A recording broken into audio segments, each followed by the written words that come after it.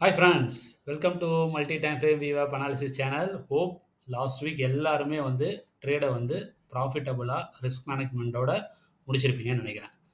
வாங்க இன்னைக்கு நம்ம பார்க்க போகிறது வந்து பேடிஎம்ன்ற கம்பெனியோடைய ஸ்டாக்கை தாங்க பார்க்க போகிறோம்.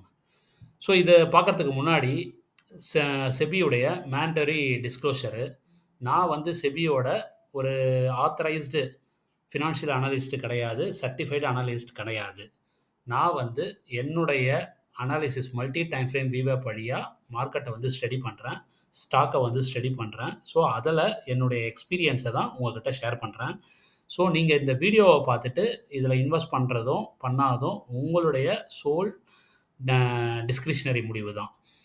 நீங்கள் உங்களுடைய ஃபினான்ஷியல் கன்சல்டண்ட்டை அனலைஸ் பண்ணிட்டு உங்களுடைய ரிஸ்க் ரிவார்டுக்கு ஏற்ற மாதிரி உங்களுடைய கேபிட்டலை வந்து நீங்கள் இதில் டிப்ளாய் பண்ணுறது நீங்கள் பிளான் பண்ணிக்கோங்க. Okay friends. ஓகே, பேடிஎம் வந்து இன்னையுடைய கரண்ட் மார்க்கெட் ப்ரைஸ் வந்து பார்த்தீங்கன்னா ரூ. 1076. இன்றைக்கி டேட்டு 2/8/2025. நீங்கள் பார்த்துட்டு இருக்கிறது மந்த்லி டைம் ஃப்ரேம் சார்ட்டுங்க. ஓகேங்களா? ஸோ இந்த டார்கெட்டுக்கு போகிறதுக்கு முன்னாடி இதுக்கு முன்னாடி பேடிஎம்மில் என்ன ஆச்சுன்றதை ஒரு சின்ன கிளான்ஸ் பார்த்துடலாம். ஆக்சுவலாக இது வந்து லிஸ்டிங் ஆகும்போது இதோட ப்ரைஸ் வந்து பார்த்தீங்கன்னா 2021 நவம்பர் அப்போ ரூ. 2000 இருந்ததுங்க. ரூ. 2000 வந்து ரூ. 300 வரைக்கும் இந்த ஸ்டாக் வந்து வந்துருச்சு. இது எதனால் வந்ததுன்னு பார்த்தீங்கன்னா, இந்த இடத்துல வந்து ஒரு 60% டவுனு. இந்த 2024ல் 60% டவுனு. ரீசெண்ட் ஸ்விங் ஹைலேருந்து இந்த டாப்ல இருந்து பார்த்தீங்கன்னா மேக்ஸிமம் வந்து ஒரு 80% கிட்ட டவுன் ஆயிருக்குங்க.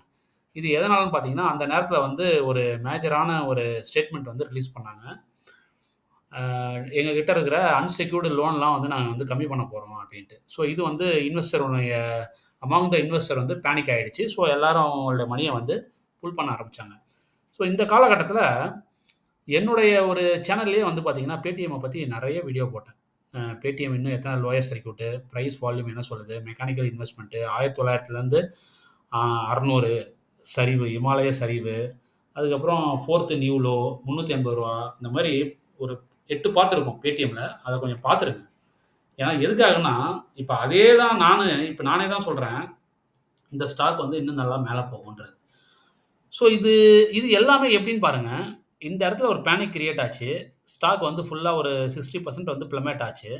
அங்கேருந்து ஸ்டாக் வந்து இப்போ திரும்பவும் அதோட ரீசெண்ட் ஸ்விங் ஐயை பிரேக் பண்ணியிருக்கு. ஸோ இதுலேருந்து என்ன தெரியுதுன்னு பார்த்தீங்கன்னா, இன்வெஸ்டர்ஸ் உடைய கான்ஃபிடென்ட் வந்து ரீஸ்டோர் ஆயிருக்குன்றதை விட இன்னும் ஸ்ட்ரென்த் அதிகமாயிருக்கு இந்த ஸ்டாக் மேலே. ஓகேங்களா?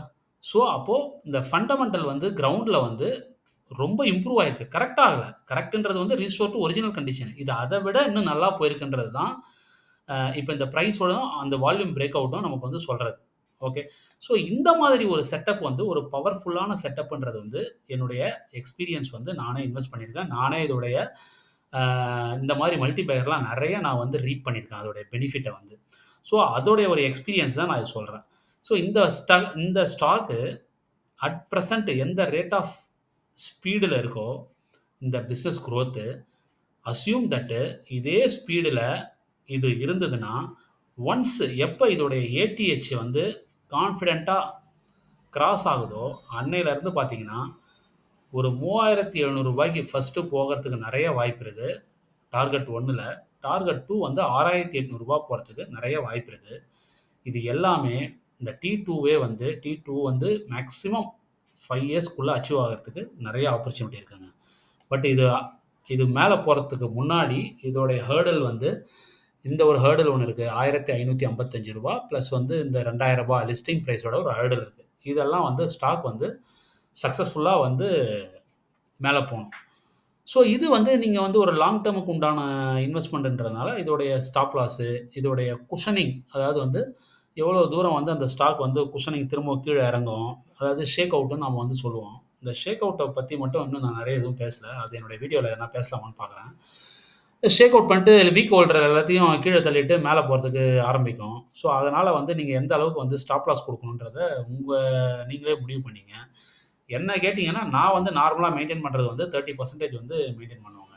அது ஸோ அப்போ அந்த 30%ன்றது வந்து ப்ராப்பரான என்ட்ரியில் இருந்தால் தான் 30%. நீங்கள் மேக்ஸிமம் பீக்கில் இருக்கும்போது போய் என்ட்ரி எடுத்துட்டிங்கன்னா, ஒரு 40, 50%லாம் டவுன் ஆகும். ஸோ அந்த நேரத்தில் வந்து நீங்கள் வந்து வெளியே வந்துடுறதுக்கு நேரிடும். ஸோ இந்த இந்த மாதிரி ஒரு கம்ப்ரஷன் வந்து பிரேக் அவுட் ஆகிட்டு மேலே போகிற இடத்துல என்ட்ரி எடுத்திங்கன்னா, கரெக்டாக வந்து 30% வந்து மோஸ்ட் ப்ராபபிலி 70-80% வந்து மார்க்கெட் வந்து ரெஸ்பெக்ட் பண்ணும் அந்த வேல்யூஸை. ஸோ இது எல்லாமே அஸ்யூம் தட்டு கிரவுண்ட் ரியாலிட்டி சேஞ்ச் ஆகாத வரைக்கும் தான். கிரவுண்ட் ரியாலிட்டி அப்படின்னு நான் என்ன சொல்ல வரேன்னா, ப்ரொமோட்டர்ஸுடைய ஸ்கேமு, இல்லை பிஸ்னஸ் வந்து டல் ஆயிடுச்சு, இல்லை வந்து கவர்மெண்ட்டில் வந்து பாலிசி ஏதோ இதுக்கு அகென்ஸ்டாக வந்து பாலிசி மேக் பண்ணியிருக்காங்க. ஸோ இந்த மாதிரிலாம் வந்ததுன்னா இது வந்து இன்வேலிட். இந்த ப்ரிடிக்ஷன் வந்து இன்வேலிட்.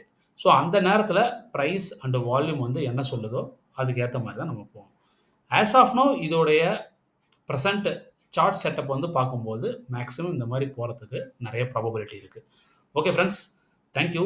உங்களுடைய எக்ஸ்பீரியன்ஸில் வேறு ஏதாவது ஸ்டாக் நீங்கள் இந்த மாதிரி பார்த்துருந்தீங்கன்னா கமெண்ட் செக்ஷனில் பதிவு பண்ணுங்கள். உங்களுடைய டவுட் என்ன இருந்தாலும் எனக்கு கேளுங்க, நான் வந்து ஆன்சர் பண்ணுறேன். Thank you friends, bye. இன்னொரு நல்ல வீடியோவில் பார்க்கலாம்.